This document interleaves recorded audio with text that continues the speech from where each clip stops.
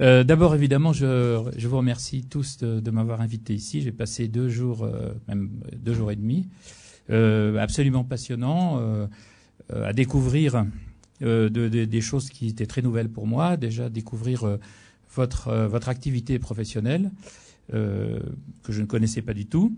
Et donc, découvrir, c'est toujours intéressant et même passionnant. Donc, en plus, j'ai suivi des exposés vraiment extraordinaire, sans compter bien entendu le dernier. Il faut pas pouvoir passer après Monsieur Loubet, ce qui n'est pas forcément très très facile en fin de journée. Je sens une certaine fatigue et je sens que les genoux sont pas forcément très. Non. Bon. Alors vous m'avez demandé plutôt qu'un exposé de vous faire partager une expérience artistique qui se trouve donc placée dans une sphère qui, a priori, est assez éloignée de la vôtre, celle de la musique, de la création artistique, et plus précisément l'expérience du chant, qui est mon domaine propre. J'ai donc choisi de vous parler de quelques-unes des expériences, simplement quelques expériences qui sont signifiantes pour moi, et essayer de montrer qu'à travers le chant, le partage d'un même objectif conduit à la découverte, la reconnaissance d'une véritable unité dans le groupe. Moi, c'est plutôt ma passion, c'est réunir les gens en fait. Donc c'est par le partage chercher une unité, à faire un quand on est plusieurs. Alors la première petite expérience dont je vous parlerai, c'est la découverte de la communion en fait, de ne faire qu'un justement par l'immersion dans l'harmonie. En fait, enfant, j'ai participé à ma première répétition de chœur assez tôt. J'étais soprano à l'époque, donc je devais avoir, 9-10 ans, quelque chose comme ça. Et ma première répétition, en fait, un camarade m'avait amené pour chanter. Il m'a dit, toi, tu fais un peu de piano, tu te débrouilles bien, tu devrais venir chanter. Donc je me suis en fait retrouvé au milieu de l'harmonie, au milieu de la polyphonie. Alors, harmonie, la polyphonie. Alors pourquoi harmonie, pourquoi polyphonie? Alors la polyphonie, c'est le chant où la musique a plusieurs voix, n'est-ce pas? Par opposition à la monodie, comme le chant grégorien. Le chant grégorien est monodique parce qu'il n'y a qu'une seule voix. La polyphonie, la plupart des compositeurs de musique chorale écrivent à plusieurs voix. Alors cette harmonie, en fait, elle existe en réalité parce que il y a dans la nature, il y a une composante qui est naturelle. C'est justement cette harmonie. Je vais vous le montrer très simplement. Voilà. En fait, le son, chaque objet qui vibre, n'est-ce pas, fait entendre en fait un son. On entend une note. En fait, on entend une note. Si vous allez entendre.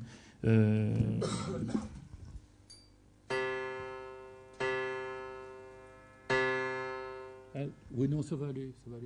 Oui, ça s'entend. Donc vous avez entendu une note en fait, mais en fait cette note, elle a l'air d'être unique comme ça, mais en fait elle n'est pas du tout unique. Elle est composée d'harmoniques. C'est-à-dire que elle a un spectre, si vous voulez, qui est complexe.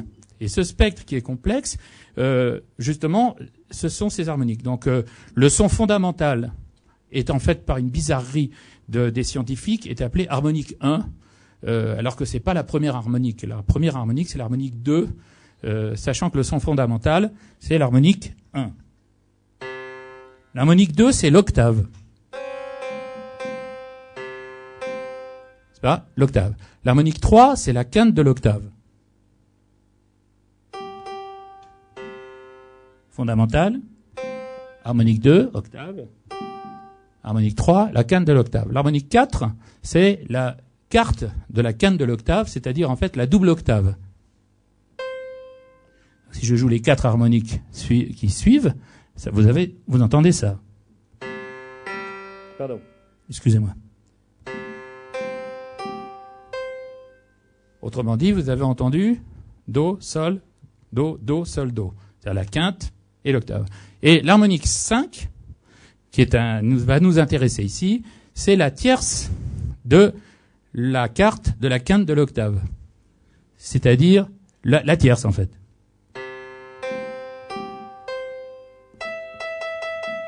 Nouveau son, si vous voulez. À partir de ce moment-là, vous aurez, après l'harmonique 6 et l'harmonique 7, voilà. C'est-à-dire la tierce mineure par rapport à la tierce majeure, et puis ensuite la septième de dominante. Mais alors ça, il faudra, dans une autre vie, je vous expliquerai pourquoi c'est passionnant, parce que en fait, ça peut expliquer toute l'histoire de la musique, c'est le développement, n'est-ce pas, de toutes ces harmoniques. Bon, mais restons sur les 5 premières harmoniques. Do, do, sol, do, mi. Et quand vous entendez ces 5 premières harmoniques, en fait, ça compose ce qu'on appelle l'accord parfait. Et l'accord parfait, donc, je peux vous le faire entendre ici, c'est ceci. Voilà. Alors, si vous voulez, on peut s'amuser, hein. Tous ceux qui sont sur cette table-là, vous chantez oh, sur oh, allez, oh, allez-y, oh, oh. Allez, courage.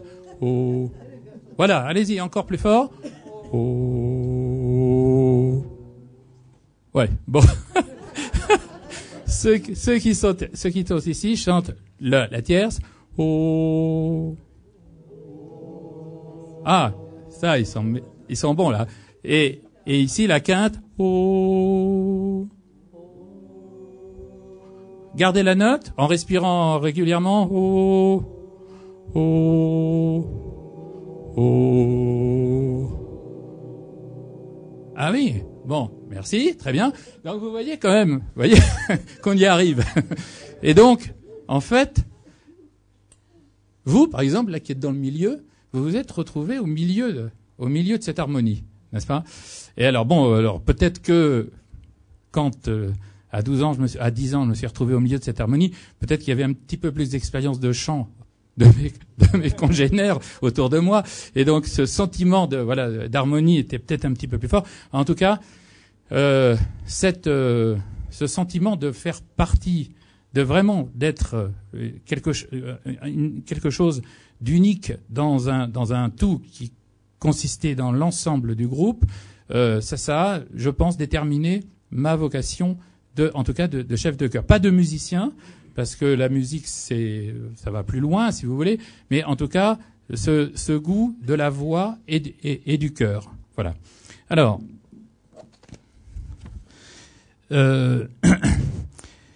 en fait, cette harmonie est reconnaissable de manière immédiate, parce que, justement, comme je vous l'ai expliqué tout à l'heure, elle est naturelle.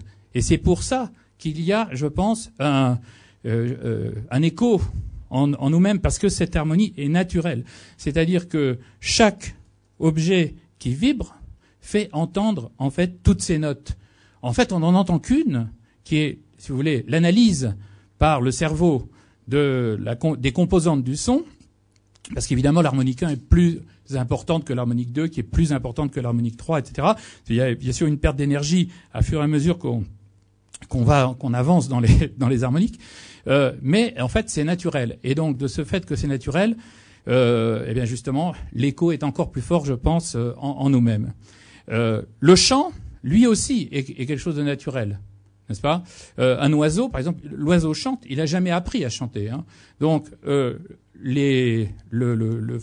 l'enfant qui naît, comment il s'annonce, comment il se présente? Il se présente évidemment par un cri, hein. Et c'est après, évidemment, ce cri qui va très très vite vouloir commencer à moduler, n'est-ce pas? Et donc, déjà le chant est vraiment, moi, ce que j'appelle un geste vraiment naturel, un geste qui fait partie de la nature de l'homme.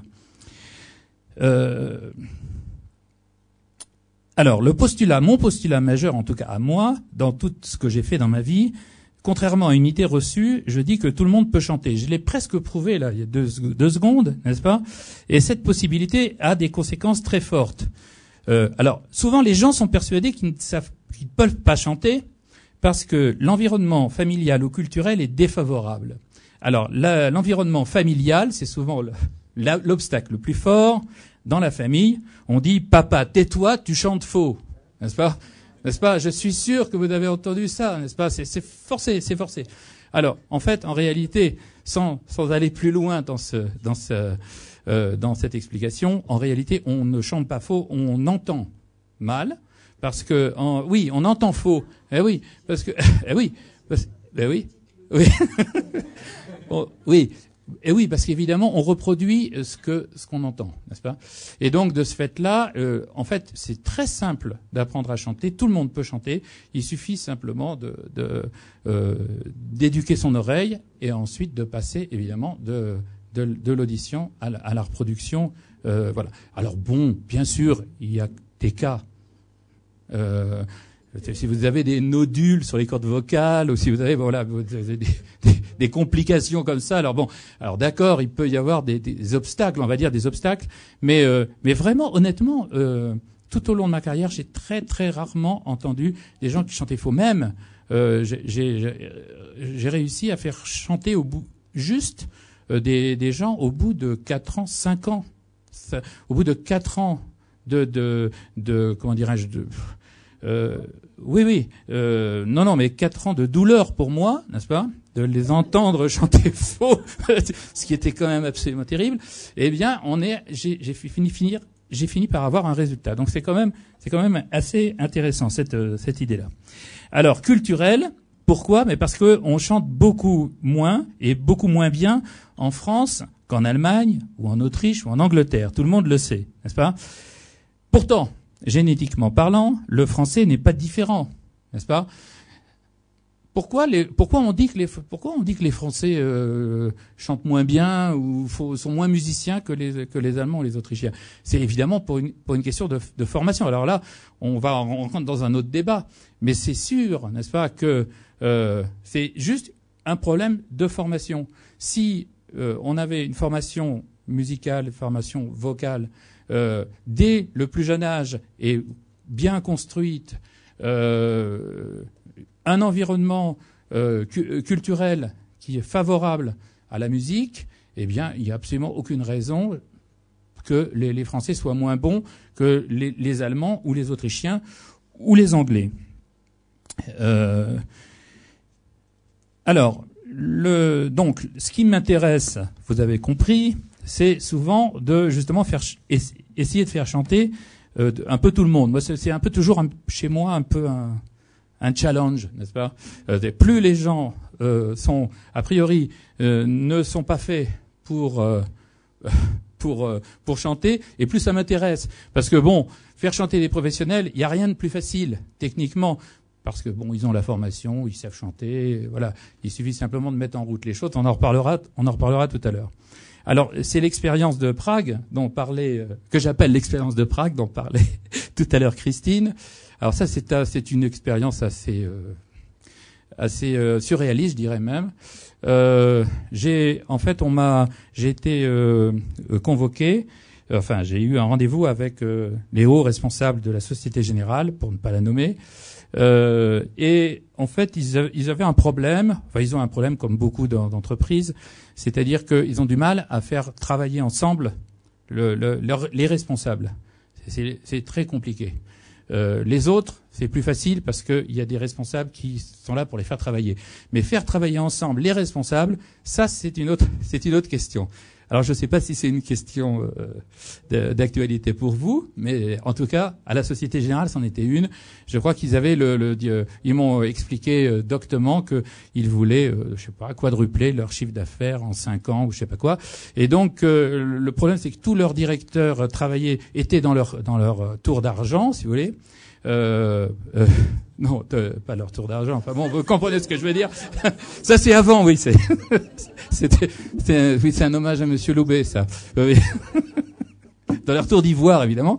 Et donc voilà, il fallait alors ils sont réfléchis comment on va faire. Et puis c'est vrai que bon, ils ont lu quelque part que j'avais donc fait travailler ces acteurs qui ne savaient pas chanter au départ, et donc s'il y avait quelqu'un qui pouvait, ils voulaient en fait montrer par le chant, en les faisant chanter ensemble, que voilà, c'était possible de travailler ensemble. C'était bon. Oui. c'est pas tout à fait vrai, mais on en reparlera tout à l'heure, parce que Lambert Wilson est chanteur, et pour Michael Lonsdale, parce que lui, alors par contre, il est absolument incapable de chanter la moindre note. Donc ça, c'est extrêmement clair, n'est-ce pas? Et je vous en reparle, je redirai un petit mot tout à l'heure à ce sujet-là, pour deux raisons différentes. Donc, alors là, j'ai découvert le monde de la banque, et alors là, je peux vous dire que alors vraiment. Ah si, alors là non, c'est pas si bien que vous. Alors là, c'est complètement différent. C'est complètement autre chose. C'est un peu surréaliste là pour le coup. Il y a le patron qui en fait est là avec tous ses directeurs, et en fait, on a l'impression que ce sont des petits garçons, n'est-ce pas, ou des petites filles qui sont là devant lui et terrorisés, n'est-ce pas, surstressés, n'est-ce pas, et alors lui, du haut de son titre, n'est-ce pas, il leur explique qu'il faut, attention, vous devez travailler ensemble, attention, voilà. C'était tout à fait étrange, hein, tout à fait étrange. Je ne sais pas si certains d'entre vous ont expérimenté ce genre de situation. Alors, donc, je me suis retrouvé avec 25 directeurs importants, responsables d'équipe, à Prague. Donc, ils organisaient un séminaire. En fait, pour l'ensemble des responsables. Donc, au total, il y avait 100 personnes. Il y avait 25 hauts responsables et 75 qui constituaient, en fait, les équipes des 25. Et donc, on les a réunis le matin du lundi dans une pièce. On m'a donné un piano.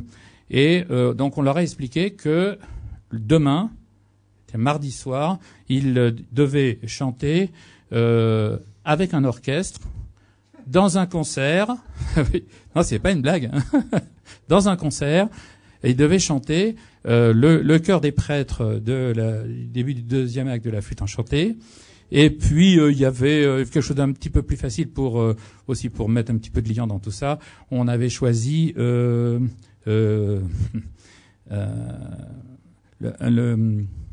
c'est la musique du film Christophe Colomb.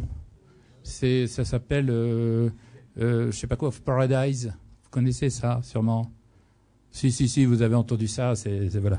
Bon. Oui, ça fait pa pa da dam pam padam pa pam pam pam paradim tadam. Voilà. D'accord. Donc ça c'était pour la mise en bouche, pour la mise en voix, si vous voulez. Et puis après il y avait quand même le chœur des prêtres qui est à 4 voix. Donc là c'était beaucoup plus compliqué, beaucoup plus difficile. Alors surtout j'ai eu donc sur les 25, il y en avait un qui avait chanté, un seul, vraiment. Il avait chanté quand il avait 12 ans aussi dans une chorale d'enfants, et il avait jamais rechanté depuis. Et c'était une vraie catastrophe, évidemment, dans un premier temps. Donc il a fallu que je classe les différentes voix, faire des groupes. On a travaillé de 9h jusqu'à midi. Ensuite, ils ont pris 2h30 pour déjeuner. Et oui. Et ensuite, on s'est remis au travail à 14h30 et on devait rendre la salle à 17h. Et donc, c'est tout. Point barre. Après, j'avais droit à une répétition générale, enfin à un raccord avec l'orchestre, 1 heure avant le concert, donc une demi-heure de travail pour remettre un peu tout en forme avec l'orchestre, une demi-heure avant le concert. Et il a fallu expliquer aux 75 autres qui n'étaient pas au courant évidemment que le PDG, dans sa grande bonté, pour terminer la journée du séminaire et avant d'aller dîner, leur offrait un concert à Prague, dans une église, évidemment. Donc on s'est retrouvés dans une église. J'ai dirigé l'ouverture de la Pivoleuse de Rossini, d'abord, avec l'orchestre. Et puis, après, j'ai fait semblant d'être embêté. Et je me suis tourné vers le PDG, je lui ai dit, écoutez... Ah oui, il faut que je vous dise que, quand même, là aussi, petit côté un petit peu surréaliste, tout ça, il y avait à peu près sur les 25 directeurs, il y avait, à mon avis, 22 ou 23 francophones, hein, et un coréen, et puis je sais pas, enfin voilà, et un anglais, je crois. Et tout ça, évidemment, se faisait en anglais, n'est-ce pas? Ah, intéressant, n'est-ce pas? Voilà. Alors mon anglais n'est pas tout à fait extraordinaire, et je pense que la plupart des leurs ne l'étaient pas non plus, donc ça posait quelquefois des problèmes de compréhension. Mais bon, dans la musique, heureusement, il y a d'autres choses pour se faire comprendre. Et donc, on a dit aux 75 autres qui étaient arrivés entre-temps qu'on allait leur offrir un concert. Donc, je me tourne vers le PDG et je lui dis, écoutez, je suis embêté parce que je voudrais interpréter le chœur des prêtres de la flûte enchantée, mais malheureusement, je n'ai pas de chœur. Alors, il a fait semblant d'être étonné, n'est-ce pas? Mais qu'est-ce que vous voulez que je fasse pour vous? Je vais pas vous apporter une chorale. Bah, écoutez, je ne sais pas, mais il faut quand même faire quelque chose. Et à ce moment-là, il a fait semblant de se tourner vers l'assemblée, n'est-ce pas? Il a dit est-ce qu'il y en a qui voudraient donner un coup de main à Monsieur Polgar pour et venir peut-être l'aider à chanter, etc. Alors, il y a eu un temps de réflexion. Et puis d'un seul coup, il y en a un qui a fait « Ouais, allez, j'y vais !» Donc il s'est levé, et puis après un deuxième, etc., un troisième. Et donc évidemment, les 25 qui avaient répété se sont proposés donc pour faire le chœur, n'est-ce pas? Il a fallu arrêter 2 ou 3 autres qui étaient des faillots, n'est-ce pas, qui avaient rien compris au truc et qui voulaient venir chanter avec nous, évidemment au risque de tout mettre en l'air. Et donc ils ont chanté avec l'orchestre. Et alors évidemment, le challenge était un peu compliqué pour eux parce que en fait ils chantaient devant leurs équipes. Donc je pense que c'est ça qui les a motivés aussi un petit peu dans le travail qu'on a eu le lundi, c'est qu'ils voulaient pas évidemment se mettre en porte-à-faux vis-à-vis de leur équipe. Donc là, on retrouve encore l'idée de la reconnaissance, c'est-à-dire qu'ils avaient comme obligation de se faire reconnaître, comme compétents par leurs équipes. Voilà. Ça c'est l'expérience de Prague.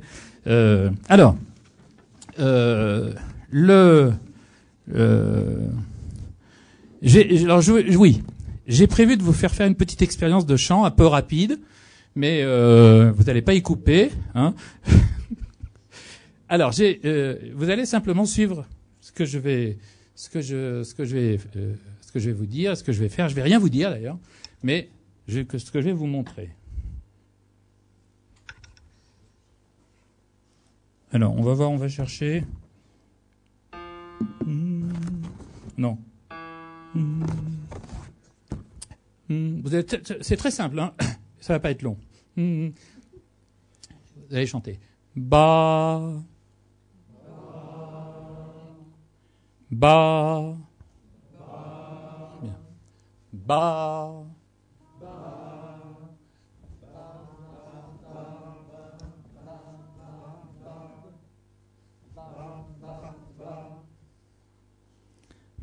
Ba. Ba. Ba. Ba.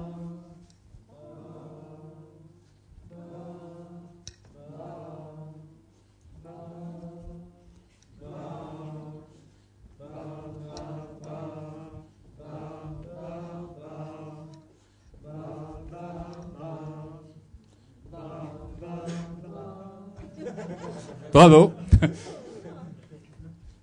Ba.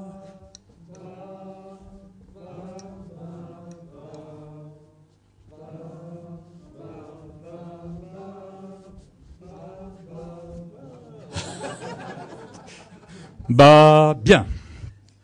Ba. Ba. Ba. Ba.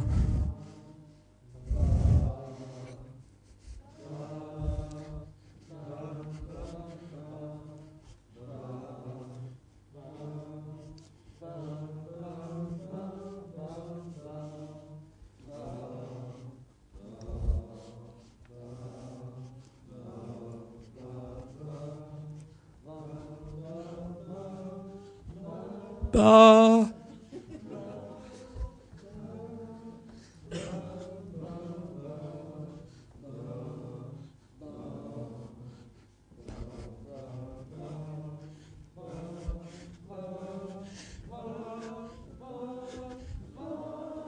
Voilà. Alors.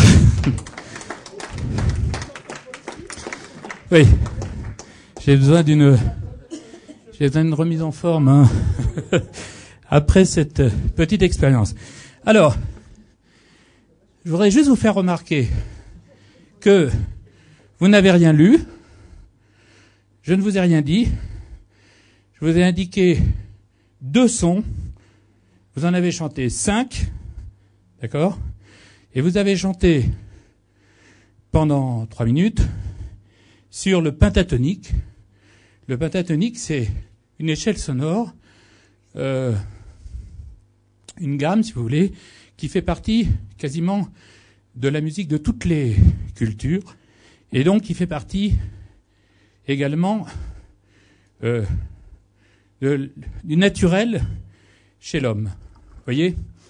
Alors, j'en profite. Alors, oui, ce que je voulais vous dire aussi, c'est que, en quoi consiste le rôle du chef ? Alors, le chef, son rôle, c'est de faire partager en faisant reconnaître, en fait, la gestique. Bon, là, j'ai pas utilisé une gestique traditionnelle, mais j'ai utilisé une gestique. C'est-à-dire que c'est une attitude corporelle, et en utilisant cette gestique, je vous ai fait reconnaître des sons, et ces sons, vous les avez partagés. Donc la différence entre le chef et le musicien, c'est que le musicien, lui, il reconnaît, et en reconnaissant, il partage. Le chef, lui, il fait reconnaître, et en faisant reconnaître, il fait partager. Vous voyez ? Alors, on m'a posé une question, je crois que c'est quelqu'un d'entre vous, dimanche soir, qui m'a posé une question. Merci.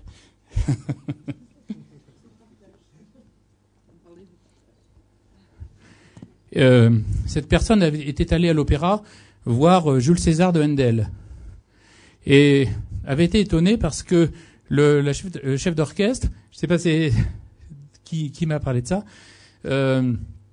et Emmanuel Haïm, qui dirigeait cet opéra, en fait le dirigeait du clavecin, et donc ne dirigeait pas l'orchestre. Elle dirigeait du clavecin. Alors,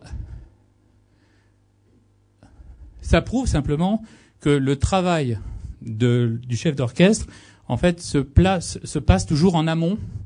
C'est-à-dire que c'est le travail des répétitions qui compte, et le travail du chef d'orchestre pendant le concert, c'est justement un travail de faire reconnaître et de faire partager. C'est-à-dire que la gestique va rappeler, c'est-à-dire va remettre dans la mémoire la nuance ou le phrasé ou le tempo qui a été travaillé pendant la répétition, ce qui va permettre aux musiciens de jouer ensemble, donc évidemment de partager, n'est-ce pas ?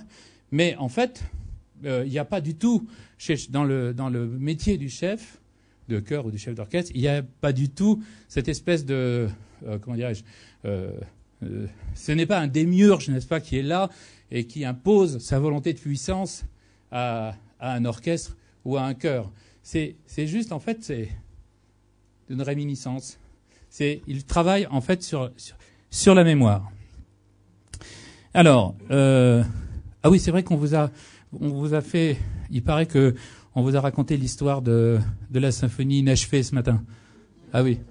Alors, si j'ai 2 minutes à la fin, je vous raconterai l'histoire du berger et du fonctionnaire, qui est un petit peu une clé pour comprendre l'histoire de la symphonie inachevée.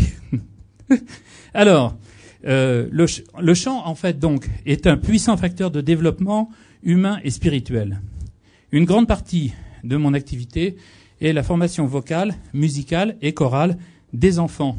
Je travaille beaucoup avec un chœur d'enfants pour les amener au plus haut niveau possible d'interprétation, c'est-à-dire dépasser le simple plaisir de chanter ensemble. Donc, plaisir de chanter ensemble, il faut jamais oublier cette dimension qu'il y a dans le chant. C'est donc l'activité que je développe en animant la maîtrise à Neuilly. Alors, j'ai constaté que l'instinct artistique est particulièrement présent chez les enfants, d'autant plus.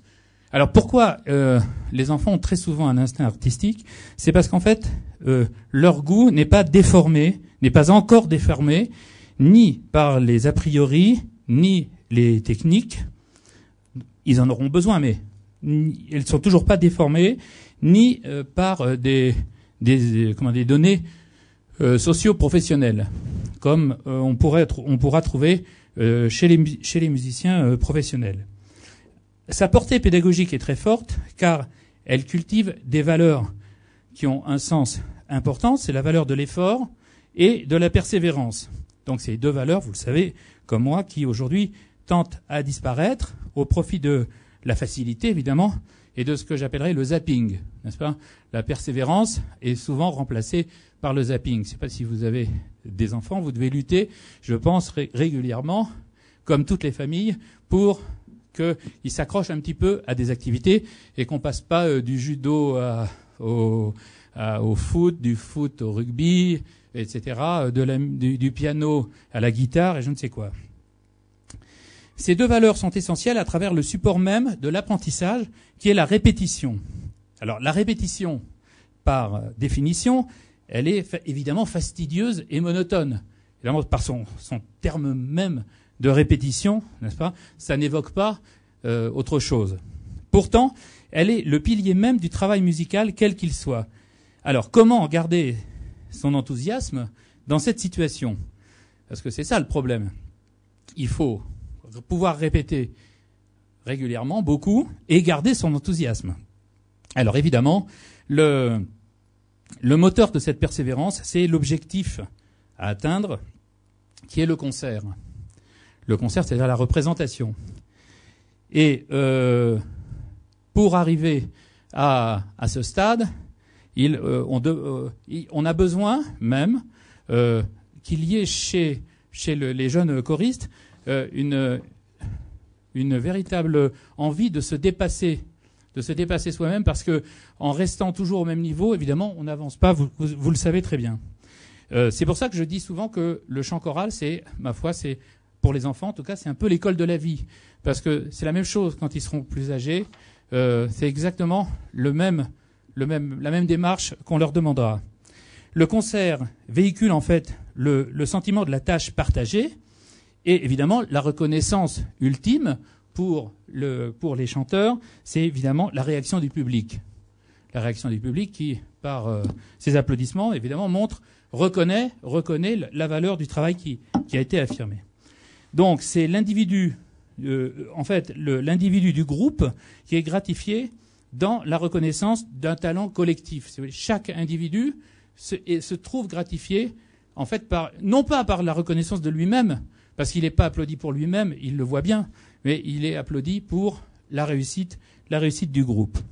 Alors, piste, entre guillemets, et si la chorale et le chœur étaient un lieu où l'individu se perd dans le collectif, sans perdre son individualité. Donc peut-être, pourquoi pas une image d'une société idéale, utopie ou réalité? Alors j'entends là encore mon bien-aimé professeur de philosophie quand j'étais en terminale, qui se moquait de moi parce que justement je chantais à la chorale et qui me disait toujours « La chorale, utopie, monsieur Polgar, utopie !» N'est-ce pas? Pour lui, le philosophe, évidemment, la possibilité de ne faire qu'un en étant plusieurs, c'était quelque chose qui lui paraissait utopique. Alors, quelques mots pour compléter, très bref, sur mon expérience dans le milieu très spécialisé des chœurs professionnels. Donc tout à l'heure, Christine a donc rappelé que j'avais un petit peu hanté ces lieux, 12 ans à l'Opéra de Paris et 10 ans à Radio France. Alors la situation est beaucoup plus complexe en fait que celle que je viens de vous expliquer que je viens de montrer chez les enfants, parce qu'évidemment, on se heurte à l'ego surdimensionné de chaque individu. En effet, la plupart du temps, un chanteur professionnel, dans un chœur professionnel, on pourrait dire à peu près les mêmes nuances pour les orchestres. Alors, je peux apporter, comment dirais-je, ma petite pierre à l'explication de Monsieur Loubet tout à l'heure, qui disait que les orchestres fonctionnaient pas en France parce que nous étions des Gaulois, n'est-ce pas? Je pense que c'est pas vraiment pour ça. Enfin, en tout cas pas que pour ça. Le chanteur professionnel ou le musicien professionnel est souvent un artiste qui n'a pas réussi, qui avait des ambitions individuelles et qui n'a pas réussi vraiment à s'imposer individuellement dans le domaine du soliste, n'est-ce pas? Donc il n'a pas réussi à faire sa carrière de soliste, le violoniste par exemple, et le chanteur, c'est la même chose, il n'a pas réussi donc à faire cette. Et donc on lui demande de faire disparaître son ambition personnelle en reconnaissant la primauté du groupe sur sa propre ambition personnelle. D'où évidemment résistance. Donc on se heurte à des résistances et un refus conscient ou inconscient de partager. Donc voilà, on est exactement dans la situation inverse de la situation que je vous ai exposée tout à l'heure avec les enfants. C'est la raison pour laquelle, évidemment, tout au long de ma carrière, évidemment, ça m'a passionné de travailler dans des lieux aussi intéressants qu'une scène d'opéra. Là, c'est pareil. Tout à l'heure, je vous racontais mon expérience de ma première répétition de chorale, où je me suis retrouvé. Mais je pourrais vous dire également quel enthousiasme ça a été pour moi la première minute où je suis rentré sur la scène, non pas pas dans le travail de la répétition, mais dans le travail d'une répétition de scène, n'est-ce pas? Quand je suis arrivé sur le plateau de l'opéra, à l'époque j'étais à l'Opéra Garnier. Ensuite on est passé à la Bastille, ce qui a été aussi une expérience extraordinaire de passer d'un théâtre à l'autre. Mais la magie, si vous voulez, du théâtre, de la scène, les cintres, les projecteurs, enfin bon, je peux pas m'étendre là-dessus, mais il y a un côté extrêmement enthousiasmant de ce monde du théâtre. Pourtant, je vous dirais que sur un plan humain, et bien sûr sur un plan spirituel, je ne donnerai pas au monde mon travail avec le cœur d'enfant contre un travail dans ce milieu qui est un milieu qui est extrêmement difficile. Vraiment extrêmement difficile. Et là encore, je pourrais vous raconter quelques anecdotes, mais je pense qu'on va pas avoir le temps. Christine, est-ce que je suis Ah, très bien, alors, formidable. Les hommes et les dieux. Et puis on n'oublie pas le berger et le fonctionnaire. Hein. Et vous la connaissez, l'histoire du berger et du fonctionnaire? Non? Allez-y. Oui, alors je vais la raconter. C'est un berger qui voit débarquer dans son 4x4 un personnage qui lui dit, qui sort de sa voiture sans se présenter, et il lui dit: est-ce que si je te dis le nombre de moutons qu'il y a dans ton troupeau, tu m'en donnes un? Alors le berger le regarde comme ça, il réfléchit, il dit: ouais, d'accord. Alors le gars, il sort de son 4x4 son ordinateur, son antenne satellite, il se connecte sur Internet, il fait des savants calculs, etc. Il lui dit: il y en a 1586. Alors le berger, il fait: ah oui, t'as raison, tu peux en choisir un. Alors le gars, il en prend un, il met dans ses bras, et le berger lui dit: bon, et maintenant si je devine quelle est ta profession, est-ce que tu me le rends? Alors le gars il dit: oui, d'accord. Bon, bah écoute, alors tu es en fait un fonctionnaire du ministère des Finances. Alors le gars il dit: oui, t'as raison, effectivement, je suis un fonctionnaire du ministère des Finances, je suis chargé de faire des statistiques. Alors le berger il dit: ah, bon, bah alors écoute, rends-moi mon chien. Bon, alors on va parler des hommes et des dieux. Donc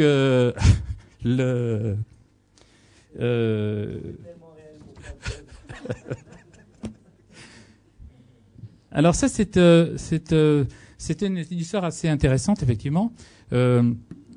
j'ai été convoqué. On m'a téléphoné pour assister à une réunion à la production de Why Not, qui est le producteur principal qui était le producteur principal du film. Et donc là, j'ai rencontré Xavier Beauvois, la directrice de production, un certain nombre de personnes qui étaient là, le scénariste. Et donc Xavier m'a expliqué que ils avaient pour projet de tourner un film sur l'histoire des moines de l'assassinat des moines de Tibérine, et que son problème c'était que dans un souci de réalisme, il ne voulait pas faire une bande son, donc il ne voulait pas qu'il y ait du playback, il ne voulait pas que les acteurs chantent en playback, et il voulait que ce soit les acteurs eux-mêmes qui chantent, disons, pour que ça fasse plus vrai, pour que ça fasse communauté. Alors sur le coup, d'ailleurs, l'idée c'était une vraie idée pour lui, mais c'était sans doute à l'époque peut-être encore un petit peu flou dans sa tête. Alors, donc il m'a expliqué que voilà, ils avaient choisi, il y avait 13 scènes du film où les moines devaient chanter, et donc est-ce que j'acceptais de faire travailler les acteurs pour leur apprendre ce répertoire. Alors bon, c'est un répertoire effectivement, disons que le choix qu'ils avaient fait est tombé assez bien, parce que c'est vrai que c'est un répertoire que je connais très bien. Il y avait en plus de ça, il y a le grand Salve Regina cistercien dans le film, qui est une pièce un peu difficile, hein. Et donc je lui dis écoutez, oui, vous voyez à l'époque, écoutez, oui, pourquoi pas. À partir du moment où j'ai dit oui, pourquoi pas, il m'a dit oui, mais voilà, le problème c'est que il y a 7 acteurs qui vont chanter, mais il y en a 6 qui n'ont jamais chanté de leur vie. Alors, je dis bon, ben ça dépend. Oui, on va faire des répétitions, on va pouvoir les faire travailler. Il me dit oui. On était à ce moment-là, on était le 2 ou 3 novembre. Hein. Il me dit oui. Non, novembre. Et il me dit oui, mais on commence le tournage. Ah oui, non, ils sont partis début novembre. Enfin bon, bref, j'avais un mois pour leur apprendre les chants. Alors, mais ne vous inquiétez pas. De toute façon, on va organiser des répétitions. On va faire des plannings. Il y a aucun problème. Voilà. Donc ils ont cherché une salle pour les faire répéter. À ce moment-là, j'ai suggéré que plutôt que de les faire répéter dans une salle, puisqu'ils avaient quand même un mois pour travailler, ce serait peut-être plus intéressant, plus intelligent de les faire travailler dans une église, c'est-à-dire puisqu'ils allaient chanter dans une chapelle, peut-être les faire travailler dans une chapelle. Donc, il se trouve que comme je travaille avec cette maîtrise à Sainte-Croix, la chapelle est libre le soir, et donc je lui proposais, faisons les répétitions à Neuilly. Enfin, moi, ça m'arrangeait en plus parce que j'étais sur place. et eux, ça les arrangeait parce qu'évidemment, ils avaient aucune idée de comment ils allaient faire. Et en plus, trouver une église, c'est compliqué parce que les églises à Paris, il y a des messes, il y a des offices, voilà. Et donc, il m'a dit, vous inquiétez pas, on va faire le planning. Et en fait, je me suis retrouvé dans le courant du mois, j'ai eu 10 répétitions, mais ce qu'il m'avait pas dit, c'est que chacun des acteurs à l'époque, ne tournant pas encore le film, le tournage n'était pas encore commencé, ils étaient encore en train de travailler, n'est-ce pas? Ils étaient l'un sur un tournage d'un téléfilm à la télévision, l'autre, justement Lambert Wilson, lui, terminait la princesse de Montpensier. Alors, Chance, le frère Luc, joué par Michael Lansdale, lui ne chantait pas. Il ne chantait pas à Tibérine, parce qu'en fait, comme il était le médecin, la plupart du temps, il était pris. Il pouvait pas laisser, bien sûr, ses malades. Et donc, en fait, il était rarement à la chapelle, au moins dans la journée, pour chanter. Donc, ça tombait plutôt pas mal, parce que c'était sans doute pas celui qui aurait été le plus performant. Et donc, je me suis retrouvé avec 10 répétitions, mais la première répétition, il y en avait 4. La deuxième répétition, il y en avait 3, mais c'était pas les mêmes. La troisième répétition, il y en avait encore 5, mais c'était pas encore tout à fait les mêmes. Etc. Et je vous assure que la seule fois où j'ai eu tous les acteurs ensemble, c'est la dernière répétition, c'est-à-dire quelques jours avant qu'ils partent pour le tournage. Donc c'était vraiment tout à fait... Alors, on leur a fait des fichiers MP3 qu'ils ont mis dans leur téléphone, qu'ils écoutaient en boucle dans le métro, dans l'autobus. Et là aussi, vous savez, pour moi, ces derniers temps, c'est plutôt des découvertes. Vous voyez, j'ai découvert le monde de la banque, je découvre le monde de la direction hospitalière. Là, j'ai découvert le monde du cinéma. J'avais fait pas mal de trucs à la télé, à la radio, donc à l'opéra. Mais jamais, vraiment, honnêtement, c'est la première fois que je travaillais dans le cinéma. Et pour moi, je ne sais pas pourquoi, mais l'image que j'avais du milieu du cinéma et des acteurs, c'était une image un peu superficielle, c'est-à-dire des gens qui un peu starifiés, qui venaient travailler quand ils voulaient, enfin qui voilà. En fait, pas du tout. Je me suis trouvé devant des équipes absolument extraordinairement professionnelles, des acteurs qui se sont accrochés comme si c'était comme si leur vie en dépendait. Mais il faut dire aussi évidemment que le sujet les a bien entendu portés. Hein. Et donc ils sont partis pour commencer le tournage. Et 15 jours plus tard, la production m'a téléphoné pour me dire non, mais il faut absolument que tu viennes sur le tournage au Maroc parce que ils vont jamais y arriver. Ils te réclament à corps et à cri, ils disent que c'est pas possible, etc. Et en fait, effectivement, parce que ils se retrouvaient tout seuls et évidemment, il y avait plus moyen. Il y avait personne pour leur donner le ton. Il y avait personne pour essayer de garder un rythme, etc. Alors ça, c'est la. En fait, heureusement qu'on a eu cette opportunité. Donc, je suis allé 2 fois pendant une semaine sur le tournage au Maroc.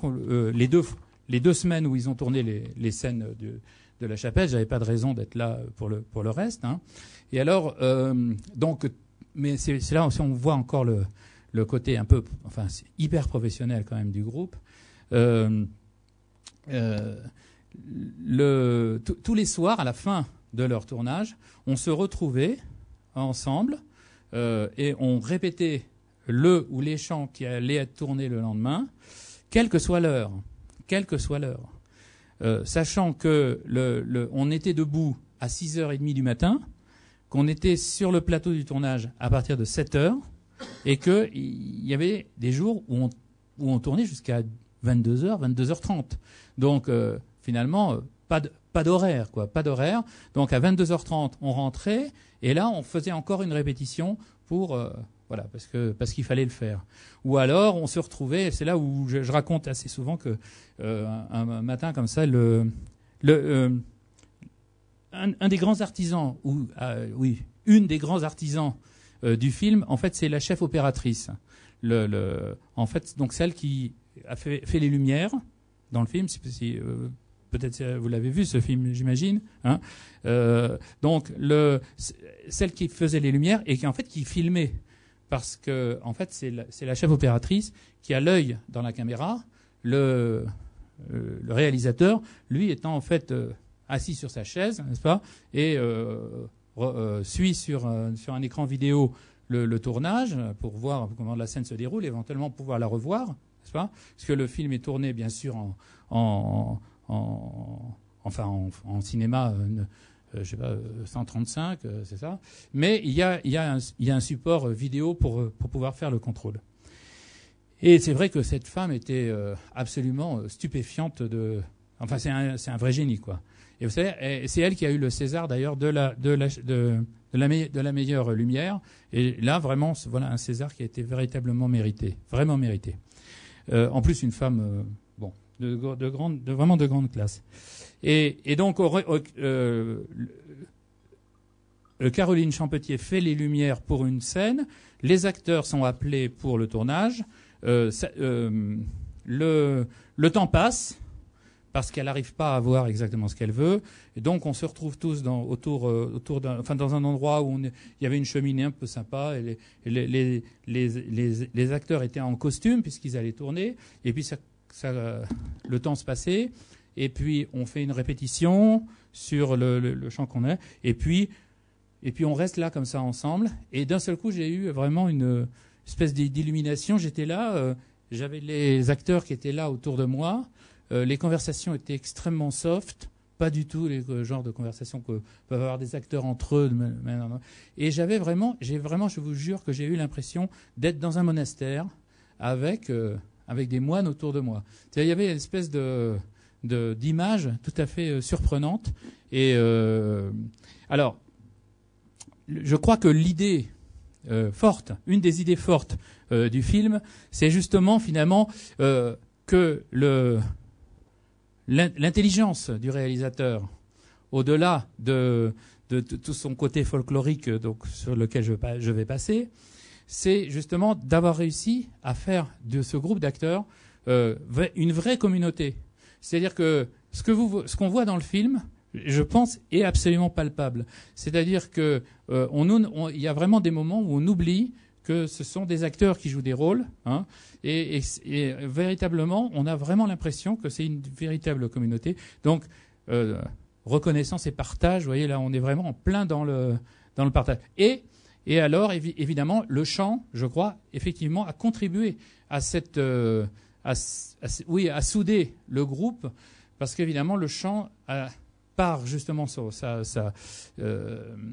par sa spécificité même, est toujours fédérateur.